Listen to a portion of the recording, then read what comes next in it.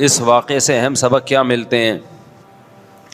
محرم میں ہم کون سے ایسے کام کر رہے ہیں جس سے ہم اللہ کے غضب کے مستحق ٹھہر رہے ہیں؟ محرم میں کیا کیا ہو رہا ہے میں آپ کو بتاتا ہوں. ان میں سے کوئی بھی عمل نہ ہمیں قرآن سے ملتا ہے نہ صحابہ سے ملتا ہے. ہمیں سیدنا حسین ابن علی رضی اللہ تعالی عنہ جو جنت کے جوانوں کے سردار ہیں، آپ سے محبت کا دعویٰ اس وقت مقبول ہوگا جب آپ سیدنا حسین کی سیرت کو فالو کریں گے. رونا پیٹنا ماتم کرنا یہ سیدنا حسین اور اہل بیت کی سیرت نہیں ہے. اس بات میں دو رائے نہیں ہو سکتی کہ سیدنا حسین رضی اللہ تعالی عنہ کو جو کربلا میں شہید کیا گیا یہ کائنات کا بدترین ظلم تھا. جس نے آپ کی گردن مبارک پہ تلوار رکھی اس کی بدبختی میں دو رائے نہیں ہو سکتی. بہت ہی کوئی شقی اور بدبخت جو نواسہ رسول صلی اللہ علیہ وسلم کے قتل کی طرف بڑھا، بہت ہی کوئی بدبخت اور بدنصیب جو کوفہ کے گورنر ابن زیاد کے کہنے پر نواسہ رسول سے لڑنے کے لیے نکلا، جو اس ظلم کو ظلم نہیں مانتا، وہ بھی اپنے آپ کو جہنم میں جانے کے لیے تیار کر رہا ہے. پھر کربلا میں ایک بڑا ظلم یہ ہوا کہ صرف سیدنا حسین ابن علی کو شہید نہیں کیا گیا، آپ کے ساتھ جتنے مرد تھے سب کو شہید کر دیا گیا. لیکن ہمیں پیغمبر صلی اللہ علیہ وسلم اور صحابہ کی سیرت میں کیا ملتا ہے؟ میں ایک آیت سے آپ کو سمجھاتا ہوں. مشرکین مکہ حضرت ابراہیم علیہ الصلاۃ والسلام کے نسب میں ہونے پر اور آپ سے محبت پہ بڑا فخر کیا کرتے تھے کہ ہم ابراہیم کی اولاد میں ہیں، ہم ابراہیم کے دین پہ ہیں. اللہ نے کیا فرمایا رسول اللہ صلی اللہ علیہ وسلم سے کہ ان اول الناس بابراہیم للذین اتبعوہ، اے نبی آپ ان سے کہہ دیجئے ابراہیم سے محبت کے خالی پیلی کے دعوے مقبول نہیں ہیں. ابراہیم کے زیادہ حقدار وہ ہیں جو ابراہیم علیہ السلام کی اتباع کرتے ہیں، اور یہ پیغمبر اور صحابہ یہ ابراہیم علیہ السلام کے دین کو فالو کرتے ہیں، اور تم ابراہیم کے دین کو فالو نہیں کر رہے، ان سے محبت کے دعوے دار ہو. تو خالی محبت کے دعوے داری اللہ کے ہاں مقبول نہیں ہے. اللہ کے ہاں وہ محبت کی دعوے مقبول ہیں جس میں آپ محبوب کو فالو کر رہے ہوں. سیدنا حسین ابن علی رضی اللہ تعالی عنہ جو جنت کے جوانوں کے سردار ہیں، آپ سے محبت کا دعویٰ اس وقت مقبول ہوگا جب آپ سیدنا حسین کی سیرت کو فالو کریں گے. رونا پیٹنا ماتم کرنا یہ سیدنا حسین اور اہل بیت کی سیرت نہیں ہے. صبر کرنا، ظالم کے سامنے ڈٹ جانا، جان کے خوف سے اپنی پالیسیوں سے پیچھے نہ ہٹنا، یہ سیدنا حسین ابن علی رضی اللہ عنہ کی سیرت ہے جو آج ہمیں کہیں بھی نظر نہیں آتی.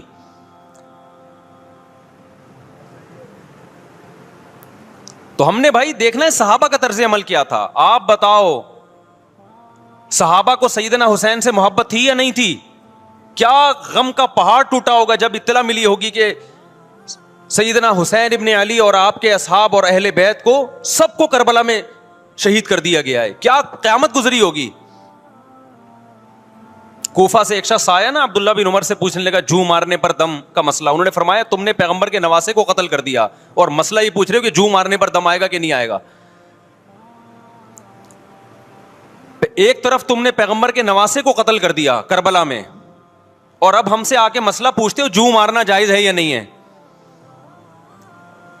صحابہ کے ہاں یہ غم کم غم نہیں تھا. دیکھو حضرت معاویہ رضی اللہ تعالی عنہ کے ہاتھ پہ بھی حضرت حسین نے بیعت نہیں کی، لیکن بغاوت بھی نہیں کی. کیوں؟ بغاوت سے فتنے کا اندیشہ تھا. حضرت حسن جو حضرت حسین کے بڑے بھائی تھے، انہوں نے سیدنا معاویہ رضی اللہ تعالی عنہ کے ہاتھ پہ بیعت کی اور اس اختلاف کو ہمیشہ کے لیے اپنی کوشش کے مطابق ہمیشہ کے لیے ختم کر دیا. ختم ہوا نہیں ہوا ایک الگ بحث ہے، لیکن حضرت حسن کا مقصد کیا تھا کہ مسلمانوں کی دو جماعتوں کو میں آپس میں لڑتا ہوا نہیں دیکھ سکتا. لوگوں نے کہا آپ خلافت کے حقدار ہیں, آپ نے فرمایا میں دستبردار ہوتا ہوں سیدنا معاویہ کے حق میں. حضرت حسن بیعت ہو گئے حضرت معاویہ سے, اور یہ اختلاف کو کیا کر دیا, ختم. حضرت حسین بیعت نہیں ہوئے, لیکن حضرت حسین نے بغاوت بھی نہیں کی. ہر ایک کی اپنی رائے تھی, حضرت حسن کی اپنی رائے تھی. ان کا خیال تھا کہ بیعت ہونا مسلمانوں کے لیے زیادہ مفید ہے, ایک پاورفل حکومت ہوگی, ایک طاقتور ریاست ہوگی, ورنہ لڑتے رہیں گے آپس میں. حضرت حسین کا موقف یہ تھا کہ میں بغاوت تو نہیں کروں گا لیکن بیعت بھی نہیں ہوں گا, کیونکہ اگر بیعت ہو گیا تو اس سے جو خلفائے راشدین کے دور میں جو خلیفہ کی سلیکشن کا طریقہ تھا وہ طریقہ ختم ہو جائے گا. تو میں اگر اس طریقے کو نہیں لا سکتا تو اس کے خلاف کو پروموٹ بھی نہ کروں میں. یہ بھی ایک رائے تھی. میں سمجھا پا رہا ہوں اپنی بات؟ بھائی رائے کا اختلاف ہوتا ہے نا. نبی صلی اللہ علیہ وسلم نے فرمایا اذا اجتہد المجتہد فإن اصاب فلہ اجران وإن اخطأ فلہ اجر واحد. جب کوئی مجتہد اللہ کی رضا کو سامنے رکھ کے اجتہاد کرتا ہے, صحیح اور غلط کا فیصلہ کرنے بیٹھتا ہے, رائے یعنی اس کا مقصد اللہ کی رضا ہو, تو اگر وہ درست نتیجے پہ پہنچے تو 2 ثواب, غلط نتیجے پہ پہنچے تو بھی 1 نیکی اس کو ملتی ہے, اس لیے کہ اس کے بس میں جو خیر خواہی کا کے لیے جو تھا وہ اس نے کر دیا. رائے کا اختلاف ہوتا ہے.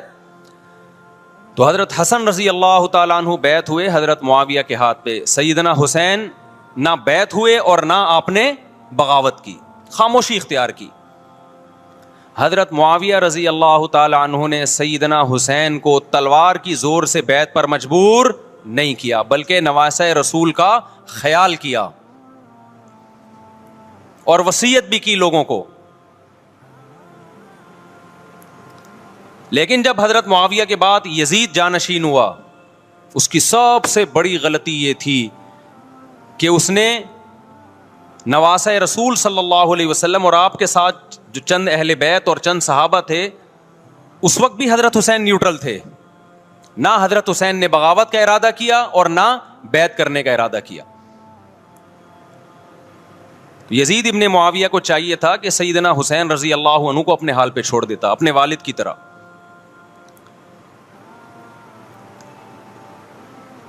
حضرت حسین رضی اللہ تعالیٰ عنہ کو جب کوفہ سے خطوط آئے, یہ میں وضاحت اس لیے کر رہا ہوں کہ حضرت حسین بغاوت کے لیے نہیں نکلے تھے, اس مسلمان حاکم کے خلاف بغاوت کے لیے نہیں نکلے تھے, کیونکہ رسول اللہ صلی اللہ علیہ وسلم کی بہت ساری صحیح حدیث ہے اس بارے میں کہ جو باغی ہے, جو ریاست کے خلاف بغاوت کرتا ہے, اس کو نبی صلی اللہ علیہ وسلم نے اس عمل کو پسند نہیں کیا. تو حضرت حسین رضی اللہ تعالیٰ عنہ کو کوفہ سے خطوط آئے کہ یہاں سارے کے سارے لوگ آپ کے ہاتھ پہ بیعت کرنے کے لیے تیار ہیں. ظاہر ہے جب کسی علاقے کے لوگ دارالخلافہ ہو اور سب بیعت ہونے کے لیے تیار ہوں تو پھر آپ کا جانا یہ بغاوت کا عمل نہیں کہلاتا. حضرت حسین رضی اللہ تعالیٰ عنہ اہل بیت کے ساتھ نکلے. کربلا میں جب پہنچے, مشہور واقعہ آپ 20 دفعہ سن چکے ہیں, وہاں جا کے آپ کو اطلاع ہوئی کہ وہ خبر غلط تھی اور عبید اللہ بن زیاد نے ایک پورا لشکر بھیجا سیدنا حسین رضی اللہ تعالیٰ عنہ کو مجبور کرنے کے لیے کہ میرے ہاتھ پہ آپ زبردستی بیعت ہو جائیں. حضرت حسین رضی اللہ تعالیٰ عنہ نے مطالبے رکھے کہ یا تو مجھے واپس جانے دیا جائے, اور اگر بیعت کرنا ہی ہے تو میں دمشق میں امیر کے ہاتھ پہ جا کے بیعت کروں گا. بہت معقول مطالبے تھے یہ. میرا مقصد ابھی کربلا کا واقعہ بیان کرنا نہیں ہے, اس پہ بہت کچھ کہا جا چکا ہے, خود میرا بھی بیان اس پہ تفصیل سے ہو چکا ہے. اس کے بعد بھی سیدنا حسین رضی اللہ تعالیٰ عنہ کو مجبور کرنا کہ عبید اللہ بن زیاد جو بدبخت انسان جو قاتل تھا اہل بیت کا, اسی کے ہاتھ پہ لازمی بیعت ہوں, جبکہ وہ امیر بھی نہیں ہے, وہ گورنر ہے ایک علاقے کا. تو نواسہ رسول کا خیال نہ کرنا یہ بدترین ظلم تھا جو اس وقت حکومت سے ہوا ہے. حضرت حسین رضی اللہ تعالیٰ عنہ, دیکھو نبی صلی اللہ, آج ہم دیکھتے ہیں کہ جو بڑا آدمی ہوتا ہے نا اس کی قربانیاں ہوتی ہیں, اس کی بڑی بڑی قربانیاں ہوتی ہیں. چھوٹے اپنے بڑوں کی قربانیوں کو کیش کراتے ہیں. آپ نے دیکھا ہوگا فلاں نے بڑی قربانیاں دیں اور بچے موج کر رہے ہیں, دیکھا نا آپ نے. لیکن اللہ تعالیٰ نے رسول اللہ صلی اللہ علیہ وسلم کے نسب کو اس سے محفوظ کیا. ہمارے نبی کے 2 بیٹے حسن حسین، آپ کی نسل حضرت فاطمہ سے چلی ہے، دونوں شہید ہوئے ہیں. اس میں بہت بڑی حکمت تھی کہ پیغمبر صلی اللہ علیہ وسلم نے سب سے پہلے تربیت اپنے گھر والوں کی ہے. آج لوگ باہر فنٹر بنے ہوئے ہوتے ہیں، تبلیغیں کر رہے ہوتے ہیں، اپنے گھر کی ان کو پرواہ نہیں ہوتی. نبی صلی اللہ علیہ وسلم نے سب سے پہلے جو تربیت کی ہے کس کی ہے؟ حضرت حسن اور حسین کی ہے. تو جب کربلا میں آپ کو چاروں طرف سے گھیر لیا گیا اور آپ کو مجبور کیا گیا کہ آپ نے ابن زیاد کے ہاتھ پہ بیعت کرنا ہے، تو آپ نے اس ذلت کو گلے لگانے سے انکار کر دیا. آپ کو 100% یقین تھا کہ اتنے بڑے لشکر کے سامنے میں ٹھہر نہیں سکتا، اسباب کی دنیا میں فتح کی امید نہیں ہے. لیکن حضرت حسین رضی اللہ تعالی عنہ نے لڑنے کا فیصلہ کر کے اور شہادت کو قبول کرنے کا فیصلہ کر کے ابن زیاد اور اس زمانے کے حکمران جو اس قتل پہ راضی تھے، قیامت تک کے لیے ان پہ لعنت کے سلسلے کا دروازہ کھول دیا. بعض دفعہ اللہ بھی یہ چاہتے ہیں کہ بدبختوں کو ڈھیل ملے تاکہ ان کا جرم سنستدرجہم من حیث لا یعلمون. قرآن کہتے ہیں نا ہم ان کو ڈھیل دیں گے، ان کو برائی میں ہم آگے بڑھنے دیں گے، ایسے بڑھنے دیں گے کہ ان کو خود بھی پتہ نہیں چلے گا، تاکہ قیامت کے دن ان کا عذاب ان کو کئی گنا بڑھا کر دیا جائے. اب میرے بھائی ہمارے لیے کیا سبق ملتا ہے؟ جب یہ واقعہ ہوا عالم اسلام میں کوہرام مچ گیا، لیکن کیا اس واقعے کے بعد اہل بیت کی جو مقدس اور پاکیزہ عورتیں تھیں، کیا انہوں نے نوحہ کیا یا صبر کیا؟ آپ کا ضمیر کیا کہتا ہے؟ انہوں نے نوحے پڑے ہوں گے یا صبر کیا ہوگا؟ بولو بھائی. صبر کیا. عبداللہ بن عمر رضی اللہ تعالیٰ عنہ جو کوفہ والوں کو ملامت کیا کرتے تھے کہ تم جو مارنے کے مسئلے ہم سے پوچھتے ہو، تم نے حسین کا قتل کر دیا، تو یہ حضرت ابن عمر نے اسی لیے کہا نا کہ آپ کو اس کا غم ہوا تھا. تو ابن عمر کا عمل کیا تھا؟ کیا انہوں نے ماتم کیا؟ کیا انہوں نے چھروں سے اپنے آپ کو مارا؟ حضرت حسین کا قتل بھی ظالمانہ، اور اس سے پہلے سیدنا عثمان کا قتل بھی ظالمانہ. اگر نوحہ یا ماتم جائز ہے تو حضرت عثمان کی شہادت کے دن بھی جائز ہے، حضرت حسین کی شہادت کے دن بھی جائز ہے. اور اگر ناجائز ہے تو جیسے عثمان کی شہادت کے دن ناجائز، حسین کی شہادت کے دن بھی ناجائز ہے.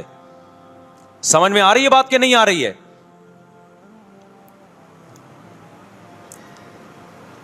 قرآن کیا کہتا ہے ایسے مواقع کے بارے میں؟ تلک امۃ قد خلت لہا ما کسبت ولکم ما کسبتم. قرآن جب بھی پرانی امتوں کے واقعات بتاتا ہے، قرآن کہتا ہے یہ ایک قوم تھی جو گزر گئی، انہوں نے جو کیا اس کا بدلہ ان کو ملے گا، تم جو کرو گے اس کا بدلہ تمہیں ملے گا. تو ہمیں اللہ نے اس واقعے میں بھی بتا دیا کہ سیدنا حسین کا واقعہ، کربلا کا واقعہ جب سنا کرو تو یہ سوچا کرو یہ قوم تھی جو گزر گئی، جس نے اچھا کیا، حسین ابن علی نے اچھا کیا، ان کو اس اچھائی کا بدلہ ملے گا. اور جو حضرت حسین کے قتل کے حضرت سیدنا حسین کے مبارک خون سے جن کے ہاتھ آلودہ ہوئے، کیونکہ قتل کیا نا انہوں نے، تو لہا ما کسبت، ان کو اس ظلم کا بدلہ بھی ملے گا. تو ہمارا کام کیا ہے؟ ہم نے فالو کرنا ہے حسین کے راستے کو، نہ کہ حسین کے نام پہ ہم نے ماتم کرنے ہیں. حسین کا راستہ کیا ہے جس کو ہم نے فالو کرنا ہے؟ اب میں چند چیزیں آپ کو بتاتا ہوں. سب سے پہلا سبق جو ہمیں کربلا میں ملتا ہے کہ عزت اور دین، ایک طرف دنیا ہے. دیکھو اگر حضرت حسین رضی اللہ تعالیٰ عنہ ابن زیاد کے ہاتھ پہ جا کے بیعت ہو جاتے، آپ کیا سمجھتے ہو بے تحاشا مال و دولت حضرت حسین پہ خرچ نہیں کرتا کیا وہ؟ جب ایک بڑا آدمی کسی کے ہاتھ پہ بیعت ہوتا ہے تو اس کو بھی تو فائدہ ہوتا ہے نا اس سے. اور کیا حضرت حسین کو یقین نہیں تھا کہ کربلا میں شہید ہو جاؤں گا؟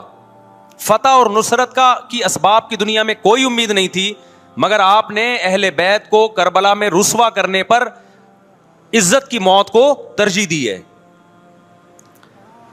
آج اگر آپ میں یہ ظرف ہے کہ آپ عزت کی موت کو ذلت کی زندگی پر ترجیح دیتے ہو تو پھر آپ حسینی ہو. نہیں آئی بات؟ میرا خیال ہے سمجھ. سیدنا حسین کی سخاوت کے واقعات ہیں. سیدنا حسین باغی نہیں تھے رضی اللہ عنہ. پھر جو اہل بیت کا طرز عمل کیا تھا, محرم میں کیا کیا ہو رہا ہے میں آپ کو بتاتا ہوں. ان میں سے کوئی بھی عمل نہ ہمیں قرآن سے ملتا ہے نہ صحابہ سے ملتا ہے ہمیں. تو ما انا علیہ و اصحابی جو جنتی فرقہ ہوگا اس کی جو علامتیں ہیں, تو جب آپ ان علامتوں کے خلاف چلو گے, صحابہ اور تابعین کو فالو نہیں کرو گے, تو آپ پھر اپنے آپ کو سنی کہنا چھوڑ دو. آپ بتاؤ مجھے اسلام میں کوئی مہینہ منحوس ہے؟ بولو نا, کوئی مہینہ منحوس ہے؟ تو آپ محرم کو منحوس کیوں کہتے ہو؟ لوگ مجھے کہتے ہیں مفتی صاحب فرقہ واریت پھیلا رہے ہیں. دیکھو فرقہ واریت جب پھیلا رہا ہوں جب میں کسی فرقے کے خلاف آپ کو کر رہا ہوں. میرے بیان شیعہ لوگ بھی سنتے ہیں, ملتے بھی ہیں. بہت دفعہ ایئرپورٹ پہ ملاقات ہوئی, بڑی عزت سے ملے, میں شیعہ ہوں لیکن آپ سے محبت کرتا ہوں. یہاں مسجد میں بھی آتے ہیں, میں نے کبھی کسی پہ طنز نہیں کیا. اس لیے میں بار بار کہتا ہوں جو شیعہ کا مذہب ہے اس کو کرنے دو. وہ سبیلے لگاتے ہیں, آپ ان کو مت چھیڑو, جا کے تنگ نہ کرو ان کو. وہ ماتم کرتے ہیں, آپ ان کو مت چھیڑو. وہ نوحے کرتے ہیں, وہ نوحے پڑھتے ہیں, آپ ان کو مت چھیڑو. لیکن آپ اپنی پوزیشن واضح کرو کہ آپ شیعہ ہو یا آپ سنی ہو. آپ تو ایک طرف ہو جاؤ نا. محرم میں اگر آپ مرثیے لگا کے گھوم رہے ہو گاڑیوں میں, اٹ مینز آپ سنی نہیں ہو. آپ نبی صلی اللہ علیہ وسلم کی حدیث ہے ہمارے پاس, ہم اہل سنت والجماعت ہیں, ہم سنت کو فالو کرتے ہیں. تو سنت کیا کہتی ہے؟ میتوں پہ گریبان چاک کرنا, میتوں پہ چیخ و پکار کر کے رونا. آپ نے فرمایا لیس منا, وہ ہم میں سے نہیں ہے. اور اس عمل پہ آپ صلی اللہ علیہ وسلم نے لعنت فرمائی ہے. لوگ کہتے ہیں حسین کی یاد میں رونا نبی کی سنت ہے. نبی صلی اللہ علیہ وسلم کو جب جبریل نے بتایا کہ حسین شہید ہوں گے, آپ روئے, اس لیے کہ اس وقت آپ کو یہ خبر ملی تھی. لیکن کیا ہر محرم میں آپ نے رونے کا پروگرام کیا ہے یا صحابہ کو بیٹھ کے باقاعدہ رلایا ہے آپ نے؟ کیا ہو گیا بھائی؟ آپ کو بھی جب کربلا کا واقعہ کی خبر ملی آپ کی آنکھوں میں آنسو آ جائے, یہ نیچرل ہے, یہ حسین سے محبت کی علامت. لیکن ہر محرم میں باقاعدہ بٹھا کے رونے کا پروگرام کرنا یہ حسین سے محبت کی علامت نہیں ہے, بلکہ شریعت میں ناجائز ہے یہ غموں کو بڑھانا. یہ کہاں سے جائز ہو گیا؟ حضرت عثمان بھی تو شہید ہوئے تھے, نبی صلی اللہ علیہ وسلم کے داماد تھے. ان کی یاد میں آپ رونے کو سنت کیوں نہیں کہتے؟ ہماری نظر میں حسین کا قتل بھی بہت بڑا ظلم اور سیدنا عثمان کا قتل بھی بہت بڑا ظلم تھا. دونوں مظلوم تھے, دونوں مظلوم شہید تھے. ہمیں دونوں کی شہادت پہ غم ہے, لیکن اب اس غم کو مناتے نہیں ہیں. اسلام میں غم منانا سنت نہیں ہے. دیکھو جعفر طیار رضی اللہ عنہ, نبی کے چچا زاد بھائی, اہل بیت, جب آپ صلی اللہ علیہ وسلم نے ان کو لڑائی کے لیے میدان جنگ میں بھیجا, رومیوں سے لڑائی تھی. حضرت جعفر طیار کی 4 بیویاں تھیں. جب نبی صلی اللہ علیہ وسلم مسجد نبی میں بیٹھے, آپ کو فرشتوں نے اطلاع دی کہ جعفر طیار شہید ہو گئے. آپ صلی اللہ علیہ وسلم کی آنکھوں سے آنسو. یہ آنسو اس وقت نکلے جب عین شہادت کی اطلاع ملی ہے. اس وقت آنسوؤں کا نکلنا محبت کی علامت ہے. آپ نے صحابی رسول کو بھیجا کہ جاؤ آپ کی زوجات کو, بیویوں کو جا کے خبر دو کہ جعفر طیار شہید ہو گئے. کیا قربانی تھی صحابہ کی, آپ دیکھو ایسے جوان تھے جعفر طیار, خوبصورت جوان. غزوہ بدر میں جب مشرکین مکہ نے یہ نعرہ لگایا کہ حل میں مبارز, 3 سردار آئے, انہوں نے کہا پہلے تمہارے اندر سے 3 بہادر آئیں ہم سے لڑیں. دیکھو عربوں میں یہ ہوتا تھا کہ جب جنگ کے لیے 2 فوجیں آمنے سامنے کھڑی ہوتی تھیں تو پہلے دونوں طرف کے بہادر ترین لوگوں کی لڑائیاں ہوتی تھیں کہ جب تک دونوں میں سے ایک قتل نہیں ہوگا لڑائی شروع نہیں ہوگی. تو آپ کو پتا ہے کہ اس میں بہادر ترین لوگ نکلیں گے نا جو لڑنا جانتے ہوں. مشرکین مکہ کی طرف سے 3 یا 4 بڑے بڑے سردار آئے لڑائی سے پہلے, بدر میں لڑائی سے پہلے. انہوں نے نعرہ لگایا حل میں مبارز, کوئی ہے تم میں جو پہلے ہم سے لڑے. یعنی ادھر سے ہم 3 ہیں تو ادھر سے بھی کتنے چاہیے؟ 3 بندے. ادھر سے انصار صحابہ آئے, مشرکین مکہ نے کہا لیسو بی اکفائنا, یہ ہمارے جوڑ کے نہیں ہیں, قریشی ہاشمی چاہیے ہمیں, ہمارے نسب کے لوگ ہونے چاہیے. تو ادھر سے نبی صلی اللہ علیہ وسلم نے حضرت علی کو بھیجا اور حضرت جعفر طیار کو بھیجا. جن صحابہ کو بھیجا ان میں حضرت جعفر طیار بھی تھے. حضرت جعفر طیار رضی اللہ تعالیٰ عنہ اور سیدنا علی مقابلے میں غالب آ گئے. خوبصورت صحابی, نجاشی کے سامنے آپ نے تقریر کی ہے, ہجرت کی ہے نا جب حبشہ کی طرف, تو نجاشی نے پوچھا جعفر طیار سے کہ تمہارے پیغمبر جو کلام لے کر آئے ہیں وہ سناؤ. حضرت جعفر طیار رضی اللہ تعالیٰ عنہ نے سورہ مریم پڑھنا شروع کر دی. کاف ہا یا عین صاد ذکر رحمت ربک عبدہ زکریا اذ نادى ربه نداء خفیا قال رب انی وهن العظم منی واشتعل الرأس شیبا ولم اکن بدعائک رب شقیا وانی خفت الموالی من ورائي وکانت امرأتی عاقرا فہب لی من لدنک ولیا. ایسی حضرت مریم اور عیسیٰ ابن مریم کی سیرت کو سورہ مریم میں بیان کیا حضرت جعفر طیار نے کہ نجاشی روتے روتے اس کی داڑھی تر, اور جتنے پادری بیٹھے تھے سب کی داڑیاں تر ہو گئی روتے روتے. تو یہ تقریر جو نجاشی کے اسلام کا سبب بنے, بادشاہ کو مسلمان کرنے والے کون تھے؟ حضرت جعفر طیار. اور آپ کے چھوٹے چھوٹے بچے, 4 جوان بیویاں ہوں, چھوٹے چھوٹے بچے ہوں, اور ایسے میں میدان جنگ میں لڑتے ہوئے شہید ہو جائیں, تو پیغمبر اور صحابہ پہ کیا قیامت ٹوٹی ہوگی. لیکن ہمارے نبی صلی اللہ علیہ وسلم کی آنکھوں میں سے کیا تھے؟ صرف آنسو موتی کی طرح ٹپک رہے تھے. اور آپ صحابہ کو اطلاع دے رہے تھے کہ جعفر طیار شہید ہو گئے, اور جاؤ ان کے گھر والوں کو بتا کے آ جاؤ. کتنی بڑی قربانی ہے یا نہیں ہے؟ جب خبر دینے والا آپ کی ازواج کو بتا کے آیا کہ جعفر طیار شہید ہو گئے, تو آپ کے گھروں سے خواتین کے رونے کی آوازیں آئیں.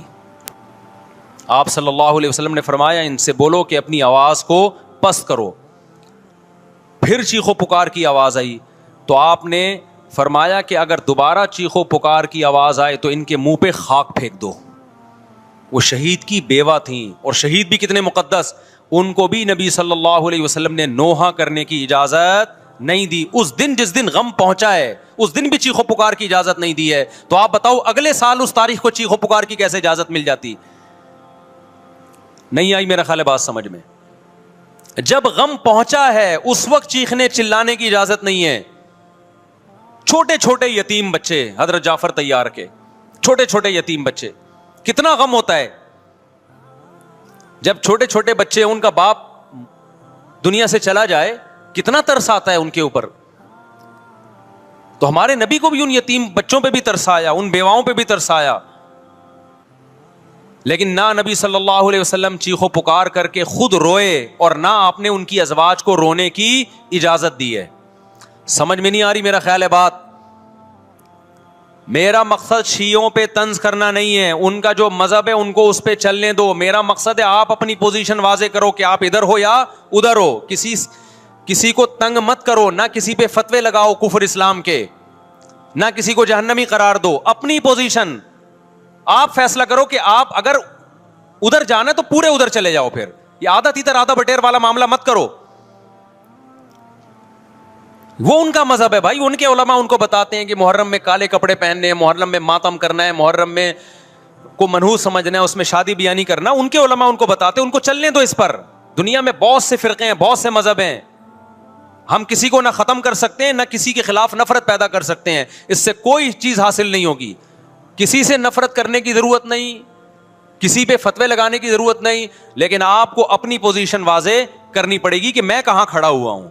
اگر آپ سنی ہو تو پھر اہل سنت والجماعت صحابہ تابعین کو فالو کرتے ہیں, حدیث کو فالو کرتے ہیں, اور حدیث میں ہمیں ماتم کرنا, نوحہ کرنا, گریبان چاک کرنا اس کی پرمیشن نہیں ہے, بلکہ اس سے روکا گیا ہے, اس عمل کو حرام اور ناجائز قرار دیا گیا ہے. بات آ رہی ہے سمجھ میں؟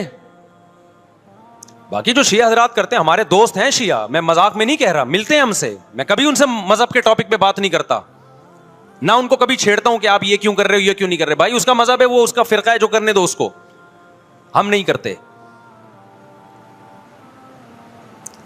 کیونکہ ہم اہل سنت والجماعت میں. سمجھ میں آ رہی ہے بات کہ نہیں آ رہی؟ پھر ربیع الاول کا مہینہ آئے گا, اس میں بھی آپ اپنی پوزیشن واضح کرو کہ آپ ادھر ہو یا ادھر ہو. دو فرقے ہیں, دیوبندی بریلوی.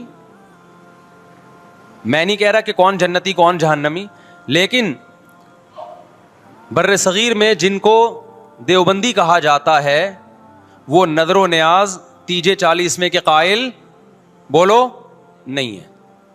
یہ ان کی کتابوں میں لکھا ہوا ہے, وہ اس کے قائل نہیں ہے. اگر کوئی بزرگ ان میں قائل گزرا بھی ہے تو وہ اس کا ذاتی تفرد ہے, اس کو علماء نے فالو نہیں کیا, اس کو ان کی اجتہادی غلطی قرار دیا ہے. ربیع الاول میں جلوس نکالنا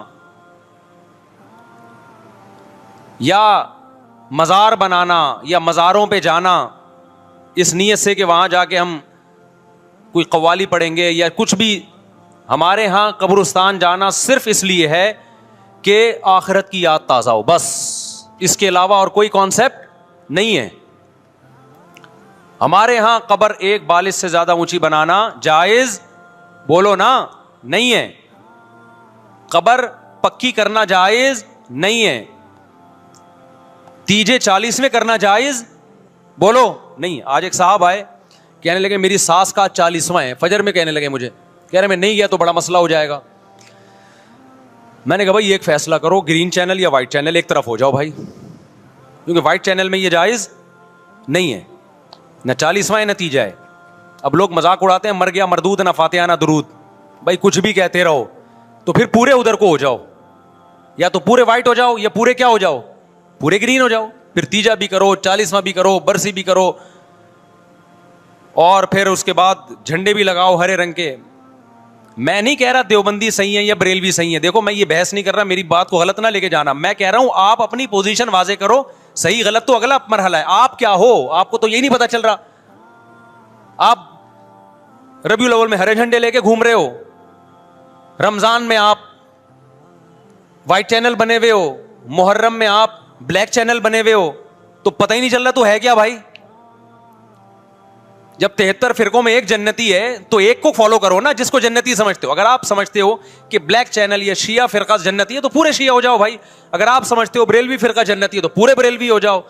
تو جس کو سمجھتے ہو وہ بن جاؤ, لیکن پورے بنو, ادھورے مت بنو, آدھا آدھا نہ لو. بات سمجھ میں آ رہی ہے؟ میں پھر بتا رہا ہوں, نہ میں کسی کو جنتی کہہ رہا ہوں نہ جہنمی. میں یہ نہیں کہہ رہا دیوبندی جنت میں جائیں گے یا بریلوی جائیں گے یا شیعہ جائیں گے, یہ تو اللہ فیصلہ کرے گا. ہم تو وہ کریں گے جو ہماری کھوپڑی میں آ رہا ہے. ہماری کھوپڑی میں یہ آ رہا ہے کہ جس کو بھی کرو تو ایک کو کرو پورا, تاکہ ایک طرف ہو جاؤ. آدھے تیتر آدھے بٹیر مت بنو آپ, اور دوسرے کو چھیڑو بھی نہیں, چھیڑنے کی بھی ضرورت نہیں ہے. کوئی جو کر رہا ہے کہ بھائی اس کا مذہب ہے. دیکھو ہندو مندر میں جاتا ہے نا, ہماری رائے کے مطابق صحیح کر رہا ہے غلط کر رہا ہے, غلط کر رہا ہے, لیکن ہم چھیڑتے ہیں کیا؟ اسلام نے اجازت دی اس کو چھیڑنے کی کہ ہندو جا رہا ہے اس کو پکڑ کے لا کیوں جا رہا ہے بھائی. اسلام بولا بھائی لکم دینکم ولی دین, تمہارے لیے تمہارا دین, ہمارے لیے ہمارا دین. لا اکراہ فی الدین, دین میں زبردستی نہیں ہے, جو کر رہا ہے اس کو کرنے دو. تبھی اسلامی تاریخ میں کوئی ایک مندر بھی ہمارے علم میں نہیں ہے کہ اس میں ہندوؤں پہ پابندی لگی ہو کہ مندر نہیں جا سکتے. جب تک اسلامی حکومتیں رہی ہیں, ہندوستان میں 1000 سال مسلمانوں نے حکومت کی ہے. اگر ہندوؤں کو مندر جانے سے روک دیتے تو آج یہ مندر ختم ہوتے. اسلامی حکومت جب ختم ہوئی ہے تو بھی مندر لاکھوں کی تعداد میں مندر تھے. اسلام مسجد جانے کا حکم دیتا ہے یا چرچ جانے کا؟ بولو. مسجد. چرچ جانے کو غلط سمجھتا ہے کیونکہ وہاں غیر اللہ کی, عیسیٰ ابن مریم کی عبادت ہو رہی ہے. لیکن کیا اسلام آپ کو پرمیشن دیتا ہے کہ کوئی عیسائی چرچ جا رہا ہو تو آپ اس کو روکو کہ تو کیوں جا رہا ہے بے, مسجد میں آ؟ اجازت دیتا ہے؟ یا اسلام یہ کہتا ہے کہ اس سے بدتمیزی شروع کر دو آپ؟